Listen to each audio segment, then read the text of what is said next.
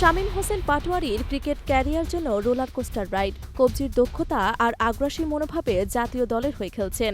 Perform করতে না পেরে দলের বাইরে আছেন 1 বছরেরও বেশি সময় ধরে। তবে ওয়েস্ট ইন্ডিজের বিপক্ষে তার দুর্দান্ত পারফরমেন্স নিজেকে নতুন করে চিনিয়েছে। চলতি বাংলাদেশ প্রিমিয়ার লিগে আছেন দারুণ ফর্মে। তার দল চিটাগাং কিংস জায়গা করে নিয়েছে পয়েন্ট টেবিলের শীর্ষে 2-এ।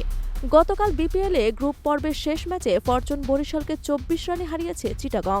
ম্যাচে ব্যাট হাতে 3 ছক্কা ও 3-4-এ মাত্র 12 বলে খেলেন 30 রানের বিধ্বংসী ইনিংস। কেবলমাত্র এই ম্যাচ দিয়ে শামীমকে বিচার করলে ভুল হবে। এবারে বিপিএলের পুরো আসর জুড়ে ছড়িয়েছেন আলো। কিংসের হয়ে 12 ম্যাচে 161.21 স্ট্রাইক রেটে করেছেন 266 রান। পরিসংখ্যানই বলে দেয় শামীম নিজের কাজটা ঠিকঠাক করতে পেরেছেন।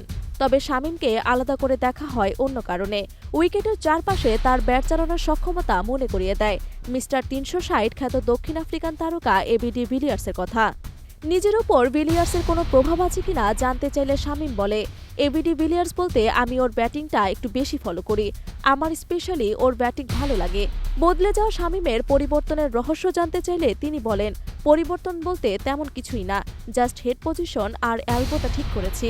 এবারের আসরে দারুণ ফর্মে আছে শামীমের দল চিটাগং।